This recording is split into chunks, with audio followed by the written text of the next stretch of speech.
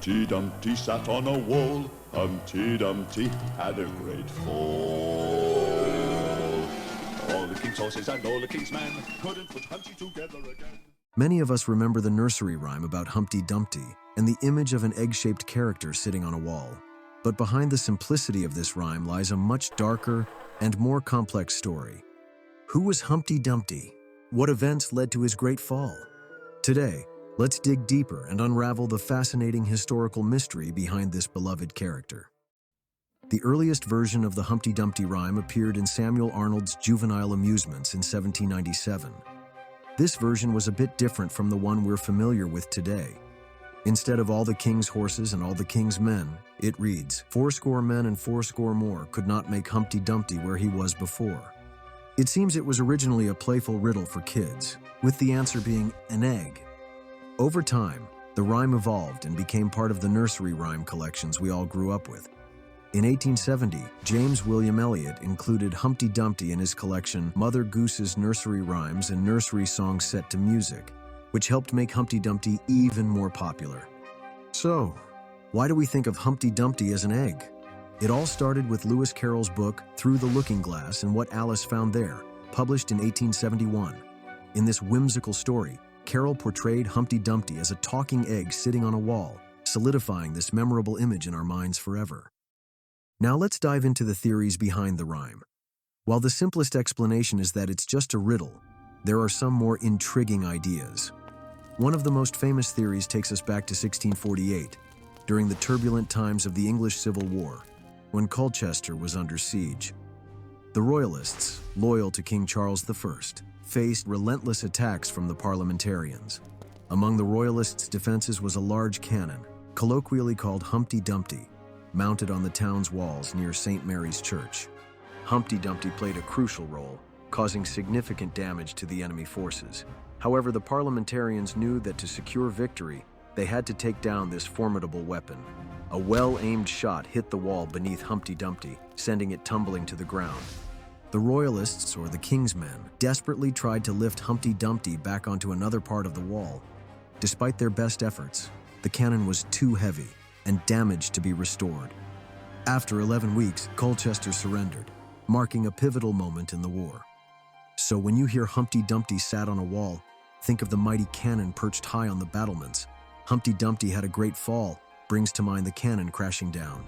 And all the king's horses and all the king's men couldn't put Humpty together again, echoes the desperate, failed attempts to restore it. This nursery rhyme isn't as simple as it seems, is it? Another theory takes us to the royal courts, suggesting that Humpty Dumpty could represent the infamous King Richard III. His short, controversial reign as the King of England from 1483 until his death in 1485 provides a fascinating backdrop that may have been the inspiration for this well-known character. Richard III's path to the throne was fraught with challenges and adversity. Following the death of his brother, King Edward IV, the crown was intended for Edward's young son, Edward V. However, as Edward V was still a minor, Richard was appointed as regent. Seizing the opportunity, Richard confined young Edward and his brother, Richard, Duke of York, in the Tower of London under the guise of protection. These princes mysteriously disappeared, and many believe Richard III orchestrated their deaths to solidify his claim to the throne, which severely tarnished his reputation. Richard III is often remembered as a ruthless, power-hungry villain, commonly depicted as a grotesque hunchback. This negative image was heavily popularized by William Shakespeare's famous play Richard III, in which Shakespeare portrayed him as a poisonous, bunch-backed toad, using vivid and derogatory language to emphasize his alleged physical deformities and moral corruption. The myth of Richard as a deformed monster was debunked in 2012. Archaeologists unearthed his remains beneath a parking lot in Leicester, providing concrete evidence of his true physical condition. The skeletal analysis revealed that Richard suffered from scoliosis, a severe curvature of the spine, which likely caused one shoulder to be higher than the other. Contrary to Shakespeare's vivid and sinister portrayal, Richard III wasn't a hunchback after all. But how does this relate to the nursery rhyme? To uncover this connection, we need to turn our attention to the Battle of Bosworth Field.